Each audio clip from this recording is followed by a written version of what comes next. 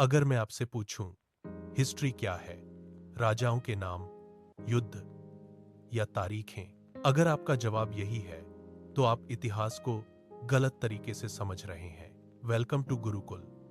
यह सिर्फ एक चैनल नहीं है, यह एक ऐसी जगह है जहां हम इतिहास को रटते नहीं, बल्कि समझते हैं। आज से हम एक नई यात्रा शुरू कर रहे हैं, इतिहास की यात्रा।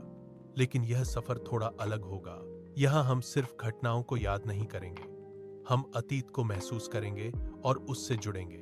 क्योंकि जब तक इतिहास आपको महसूस नहीं होता, तब तक वह सिर्फ किताबों में बंद रहता है। सच तो यह है कि इतिहास राजाओं और युद्धों से कहीं बड़ा है। यह मानव जीवन की कहानी है, संघर्ष की, विकास की और बदलाव की। यह हमें बताती है कि इंसान ने कैसे शुरुआत की, कैसे समाज बना और सभ्यताएं खड़ी हुई। गुरुकुल में हमारा अप्रोच अलग होगा। हम चीजों को जोड़कर समझेंगे ताकि इतिहास एक कहानी बन जाए। इतिहास एक कहानी बन जाए। इतिहास को समझने के लिए हमें इसके 3 हिस्सों को जानना होगा। पहला, प्रागैतिहासिक काल। दूसरा, आद्य ऐतिहासिक काल। और तीसरा, ऐतिहासिक काल। हमारी यात्रा शुरू होगी सबसे पहले प्रागैतिहासिक काल से।